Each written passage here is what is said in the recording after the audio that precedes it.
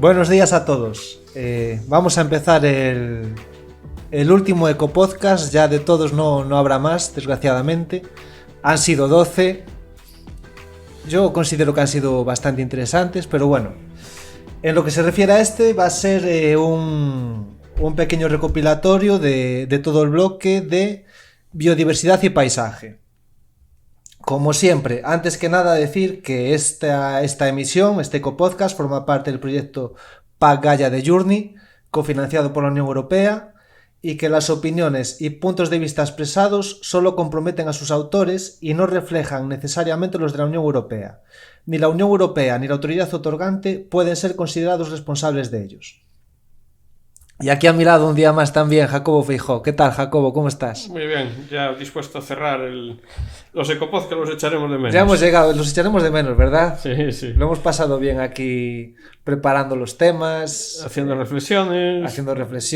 Intentando poner en claro muchas cosas en las que a lo mejor prima la ideología sobre la materia científica, haciendo ese esfuerzo de comunicación, poniendo el papel del agricultor y el ganadero en su contexto real, intentando relacionar pues cómo interacciona la agricultura y la ganadería con ese ecosistema global que llamamos Gaia, cómo eso se incardina dentro de los objetivos que tiene la PAC. Y bueno, yo creo que era importante hacer el esfuerzo y esperemos que se escuche y que guste y que a alguna persona pues le quede algún mensaje que especialmente le llegue, alguna semilla que permite que se sumerja un poco más en todos estos asuntos y sobre todo que cambie la percepción de lo que es la agricultura y la ganadería en la sociedad, tan importante, el papel del agricultor y el ganadero tan importante, no solo para producir alimentos, sino para conservar el medio ambiente, y que seamos más justos con todo este mundo del sector primario que nos da de comer todos los días. Al final, tú que ya tienes bastante experiencia, muchos años en este tema de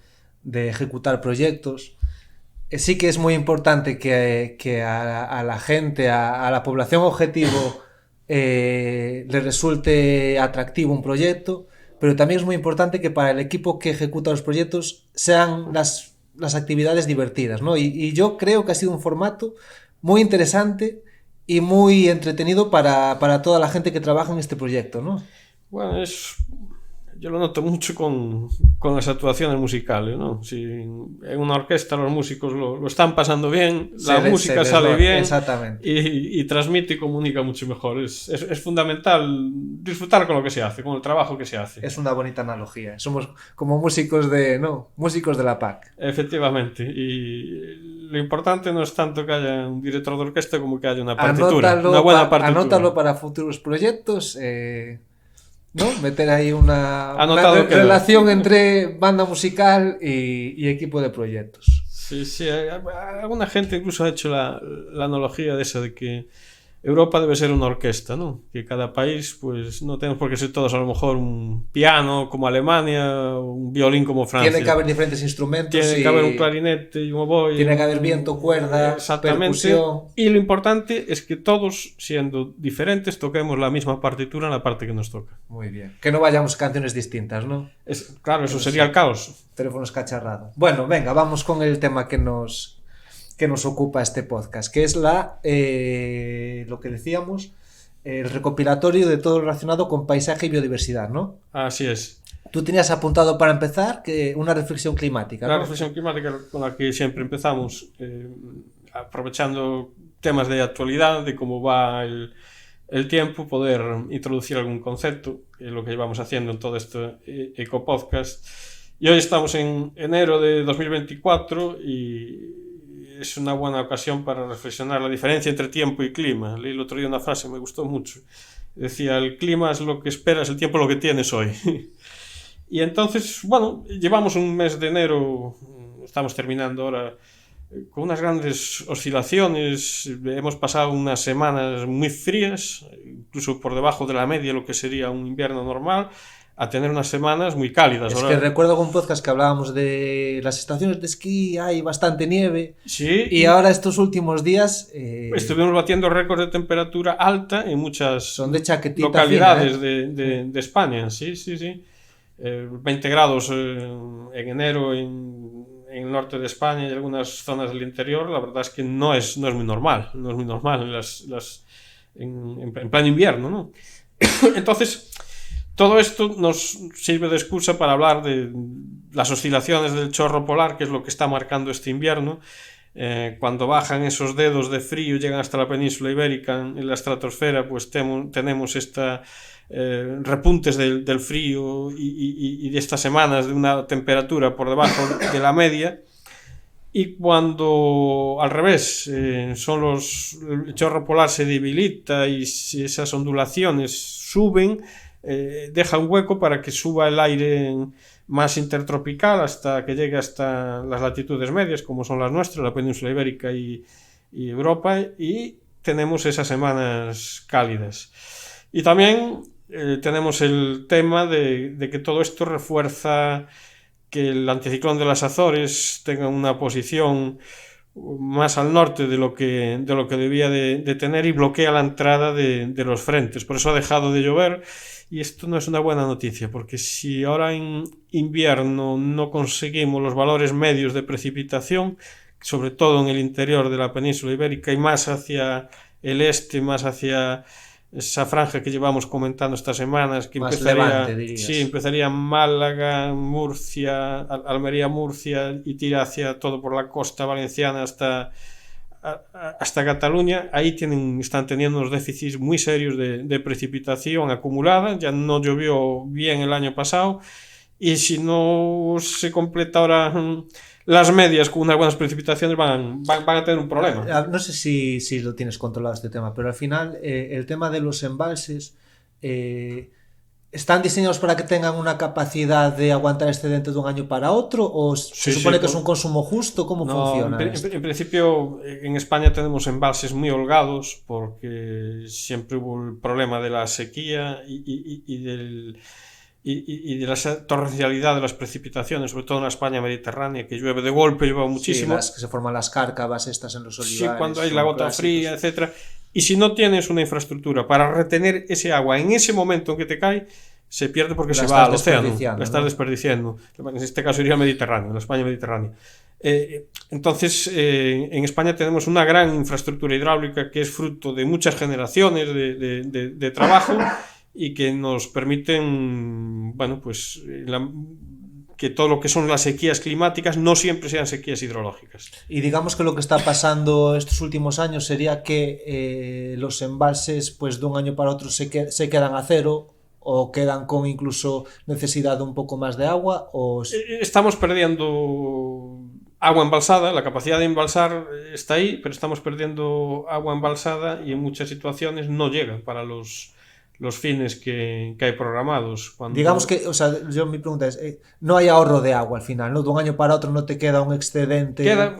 Estos años no, porque estamos en sequía, ¿no? Vale. Pero, y van disminuyendo el agua embalsada, pero cuando cambiemos de ciclo, supongo que... Pero bueno, gracias a que había ese remanente de cuando llovió hace unos años, estamos tirando ahora. Lo que pasa es que, claro, en muchos sitios hay que activar ya planes de cuenca.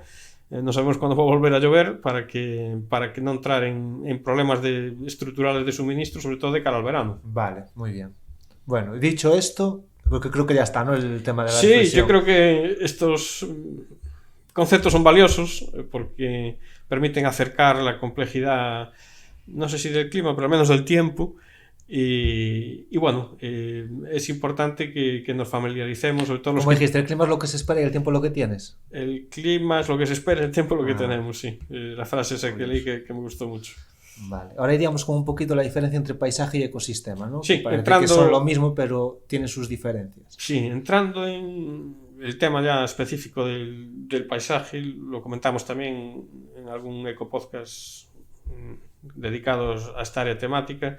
No es exactamente lo mismo el ecosistema que el paisaje. El ecosistema, digamos, que es lo que nos da la naturaleza, y el paisaje es lo que obtenemos cuando le superponemos las actividades humanas, el proyecto que en cada momento hay para ese territorio, sea de gestión de bosques, sea de urbanización, sea de crear un agrosistema, de tener unos cultivos. Digamos que sin seres humanos lo que hay se limita a ecosistemas, ¿no? Todos serían ecosistemas. Sí. Y nosotros le damos ese concepto de paisaje. Sí, de paisaje que además tiene siempre una parte de interpretación de la persona que mira, interpreta ese paisaje, lo que ve, ¿no?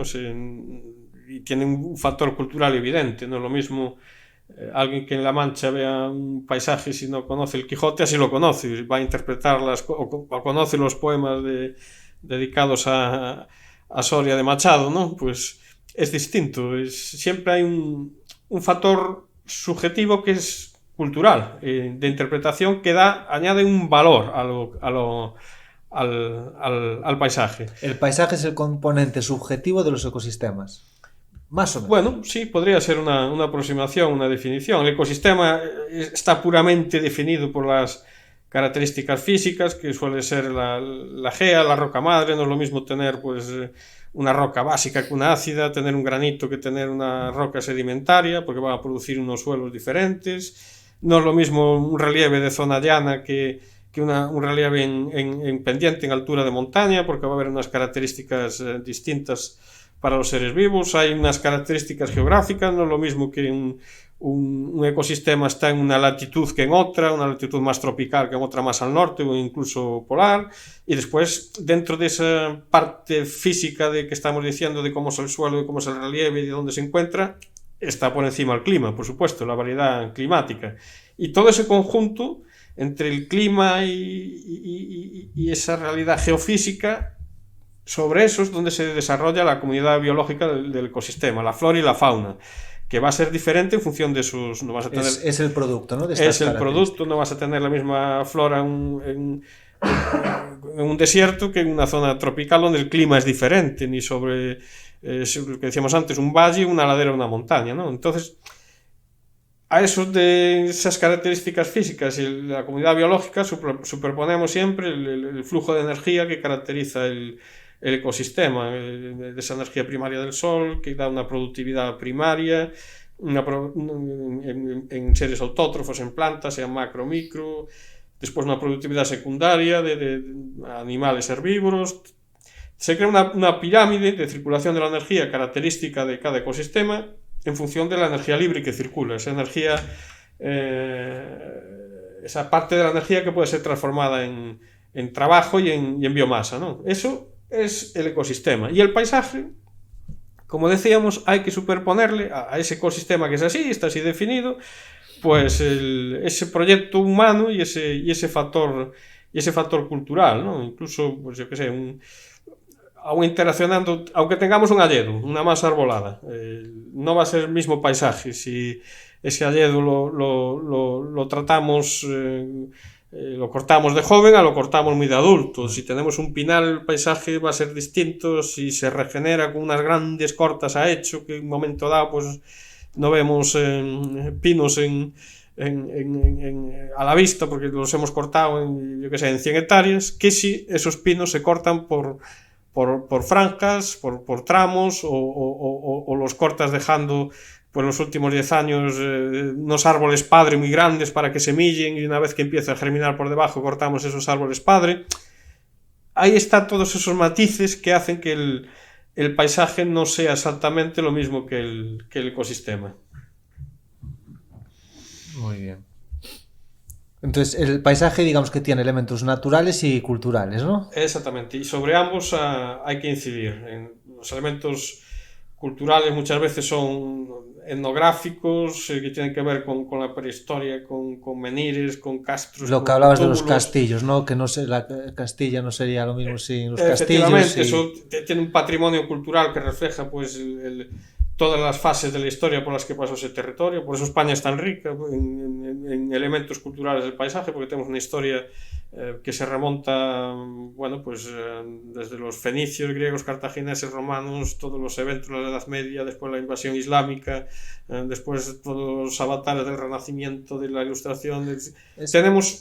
Hay otras zonas que no, en América, pues, o zonas en las que no tuvieron, por ejemplo, ese componente de la invasión islámica, esa parte de la historia de Europa no está. Mucha diversidad, porque vas al sur, pues eso, tienes pues todo el componente más...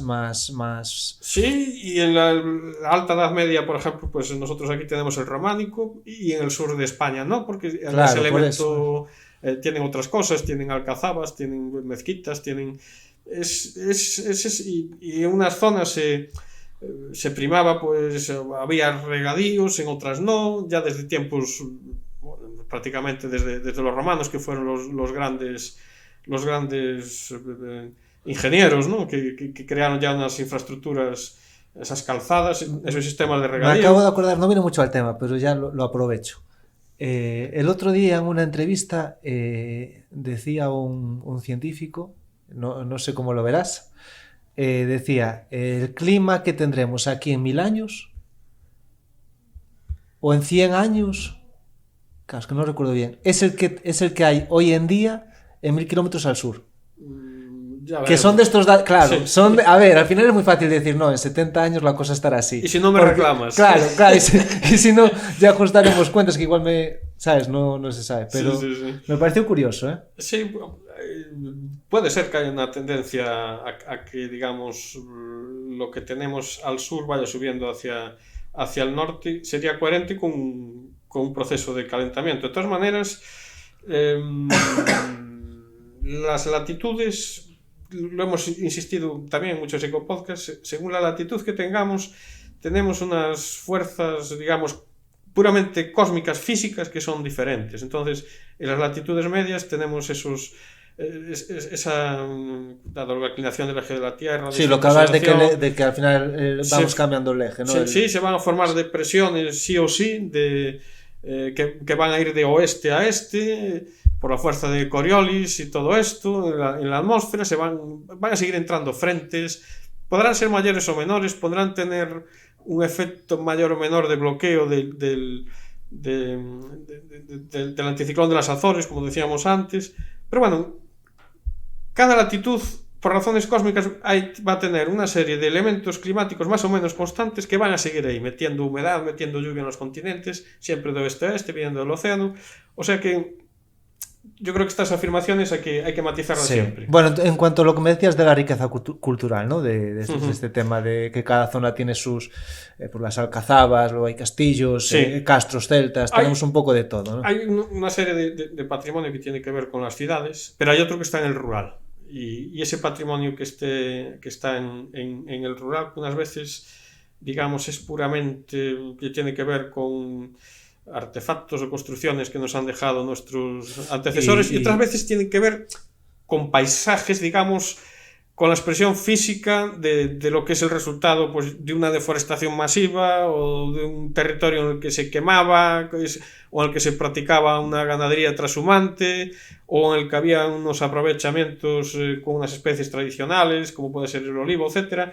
Es decir, que en el rural se dan esas dos componentes que a la vez van a depender de algo común, que es que haya comunidades rurales en activo, porque si se abandona el medio rural, se abandona ese patrimonio y se abandona a su vez ese paisaje geográfico, ecosistémico.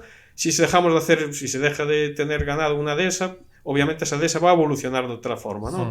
Y si se abandona, pues...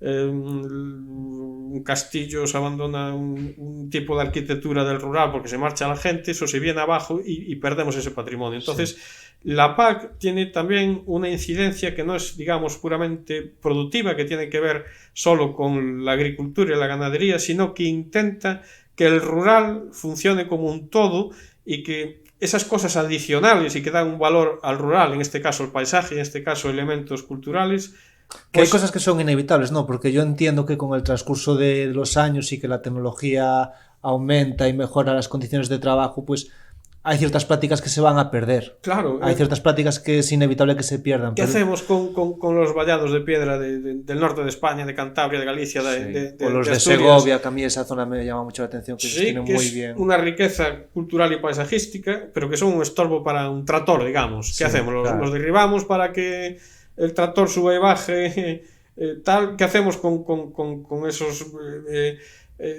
olivos incluso milenarios, por supuesto centenarios, que a lo mejor ahora no tienen la misma competitividad que un olivar pues intensivo en regadío? ¿Qué hacemos? Arrancamos esos árboles, nos quedamos sin ese...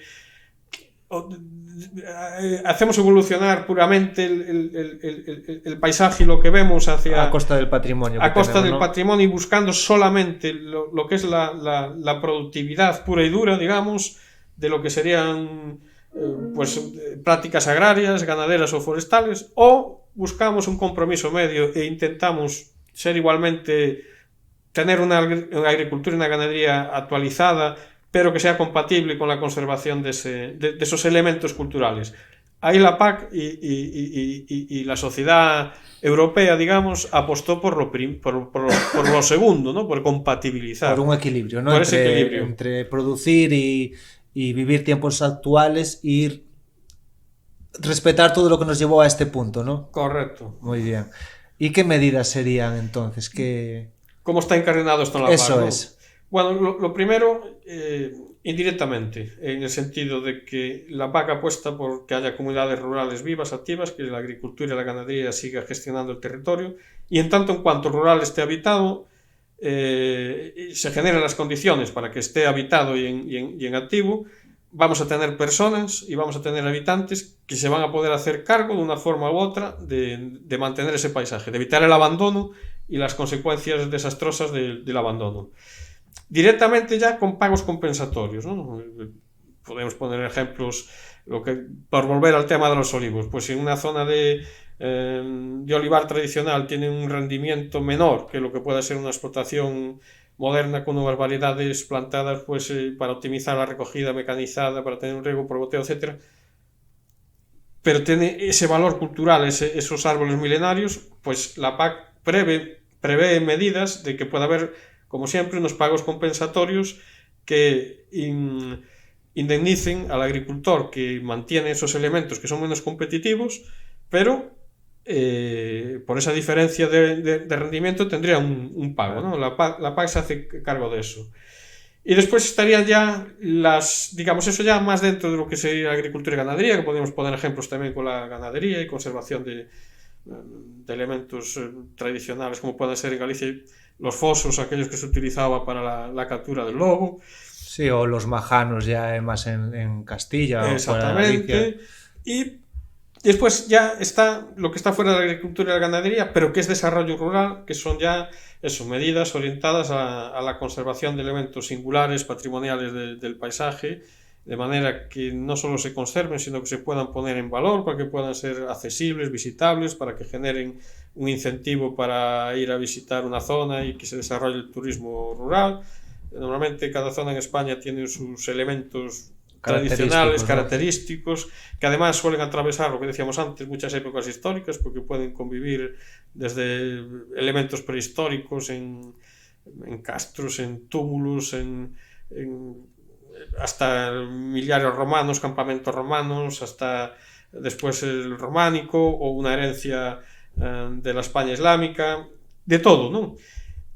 Estaría lo que es la puesta en valor de todo eso, ayudas para que tanto sean administraciones locales como puedan ser incluso particulares o empresas de turismo o agricultores y ganaderos que puedan solicitar esas ayudas para poner en valor ese patrimonio que coincide que hay en sus comunidades o en explotaciones.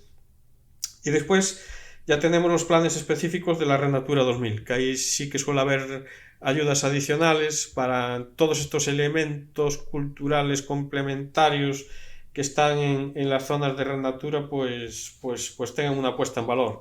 Esos son los programas de desarrollo rural, que se materializan de diferentes formas. A veces tiene la forma de la iniciativa líder, a veces son ayudas en programas directos que están en los programas operativos. De esto se hace cargo el FEADER, y todos en este caso la PEPAC, el plan estratégico de la PAC, en la parte de las medidas de desarrollo rural hay siempre un presupuesto, un porcentaje reservado a este tipo de medidas. A ver, es que al final, claro, pues el agricultor o ganadero, ¿no?, que tiene mucha superficie, pues pensando en el que ya tiene pues superficie suficiente para tener al final su negocio, su empresa, su actividad, llevarla a cabo, pues bueno, 1000 metros más, 1000 metros menos no es mucho. ¿no? Pero sí que pensando en aquellos, pues, o incluso la gente que se está incorporando a la actividad. Claro, pues tú imagínate que tienes pues 2 parcelas y con eso quieres empezar. Y tienes la mala suerte que por un lado tienes un río, por la otra tienes un muro y luego tienes una isla de biodiversidad. Claro, pues tampoco te vas a cargar todo eso, porque al final, pues tú como agricultor, ganadero, como al final una persona que tiene cariño por la ecología, ¿no? Y por el paisaje y por los ecosistemas, no te vas a cargar todo eso. Pues está muy bien que la PAC, ¿no? Pues saber que te va a compensar por esta superficie que tú pierdes por cuidar lo poco que tienes al final, ¿no? Claro, y que además, pues a lo mejor en otras partes del mundo eso no se tiene en cuenta. Con lo cual, no te lo cargas, te lo llevas por delante y adiós. Y eres más competitivo en producir algo más barato, ¿no? Porque no tienes, tu tractor no tiene que evitar unos balados de piedra y puedes arrasar con lo que quieras para... En cambio, pues en Europa la sociedad no ha ido por ahí, ha ido tomando una serie de conciencia y eso se ha trasladado indudablemente a la agricultura y la ganadería y en este caso a la forma como se practica y en este caso a la propia PAC, que es el principal instrumento que tenemos. Al final la PAC ya son muchos años, ¿no? De que ella misma pues se vaya rediseñando, buscando la mejor fórmula. Y respondiendo a las demandas de la sociedad. Claro, al consumidor y al productor, buscando, ¿no? Esa combinación entre las dos partes que genera tensiones, indudablemente, y nunca llueve a gusto de todos, pero que es una cosa positiva, que ahí está y hay que seguir día a día perfeccionándola. Muy bien. Y ahora en cuanto a medidas forestales, ¿no? De todo este tema que hablábamos. Sí, porque también la PAC tiene en cuenta pues medidas forestales en este caso que no son productivas, sino que tienen que ver con el paisaje en tanto en cuanto muchas están orientadas a la restauración hidrológica, los efectos de la erosión y paisajística, que es tan importante en la Europa mediterránea y tan importante en España. Lo decíamos antes, esa forma torrencial de llover, sobre todo en verano, esas tormentas de verano y esas gotas frías, cuando inciden sobre un territorio que ha estado deforestado por razones históricas, desde la Reconquista hasta la desamortización de Mendizábal, pues bueno, es importante volver a crear una cubierta vegetal sobre miles de hectáreas. Hemos explicado el otro día que uno de los objetivos de la PAC era restaurar 3 millones de hectáreas en este periodo de programación, con 3.000 millones de árboles. Y es otra de las acciones claras que tiene la PAC sobre el paisaje y sobre el territorio. Estas medidas forestales, ¿no? Porque esta restauración hidrológica, que consiste fundamentalmente en introducir árboles y muchas veces especies pioneras, como son los pinos, porque hay una teoría de la sucesión que si queremos restaurar lo que se llama la vegetación clímax, que es la más evolucionada que puede darse en un territorio, por ejemplo los robles en Galicia, los hayedos en otras zonas de roca básica o la encina en zonas más mediterráneas. Muchas veces no puedes ir directamente a hacerlo porque el suelo está degradado y no tiene esa calidad. Entonces hay que empezar por otras especies que vayan preparando el suelo, que lo vayan haciendo evolucionar con sus raíces, con las... O sea, que es un periodo al final también tedioso y largo en el tiempo, ¿no? Sí, es lo que se llama la teoría de la sucesión vegetal, que suele empezar por las resinosas, por los pinos. Los pinos en estos suelos degradados sí pueden sobrevivir porque están adaptados a estas condiciones, y en cuanto tengas 3 o 4 periodos de pinar, ese suelo va a ser distinto como lo tenías antes. Porque hubo ahí raíces también que pasaron muchos años, ¿no? Pero es que no queda más remedio. Hay que es el camino, ¿no? Sí, los molinos de los dioses mueren despacio, ¿no? La naturaleza, en la historia y en la restauración de la naturaleza muchas veces también. También es verdad que hay muchas técnicas nuevas de trabajo de mecanización en fondo, de mejorar el perfil de captación de agua de un suelo, etcétera. Pero bueno, al final el gran instrumento que tenemos es el árbol y el manejo del árbol. ¿Cómo sería? ¿Dejarlo 3 generaciones ahí a pinar? Sí, en unas zonas irá más rápido, otras más despacio. Esa recuperación, esa restauración, en función de las características del suelo, del clima, etc. Muchas veces hay que hacer terrazas para aprovechar el agua, para que el agua cuando llueve no discurra toda corriente abajo, sino que cree charcos que se van infiltrando y quede ese agua a disposición de los árboles, una serie toda de técnicas. Y esa restauración, primero, protege el suelo de las montañas de la erosión, protege todos los desastres que muchas veces ese agua con esas arenas, con esas tierras de forma torrencial cuando baja, pues puede producir todo tipo de desastres, inundaciones, avenidas en las zonas bajas, en los pueblos, etc. Evita que los embalses vayan perdiendo el vaso del embalse capacidad de almacenar agua porque se van acumulando lodos, en tanto en cuanto tú tienes plantado arriba en el monte y esas copas de los árboles limitan la fuerza erosiva del agua y agarran el suelo con sus restos. Igual la caída, ¿no? Absolutamente. Pues entonces no tienes esos lodos después en los embalses, ¿no? Por supuesto que restaura esas medidas forestales y esas plantaciones, restaura la biodiversidad del territorio, mejora las posibilidades de que vengan las comunidades de aves, de mamíferos, de depredadores, que se vuelva a recomponer el ecosistema, que aumente la producción primaria y por tanto la secundaria, etc. Fijan CO2, generan un recurso adicional en la gestión de esas masas forestales, con lo que es la madera o los simples cuidados que tienen que tener, aunque sean repoblaciones planteadas con carácter protector y no productivo, van a generar igual, si los árboles no son de plástico y son de madera, van a ir creciendo y en un momento dado siempre va a haber un aprovechamiento, ¿no? de esa madera, siempre va a generar un recurso.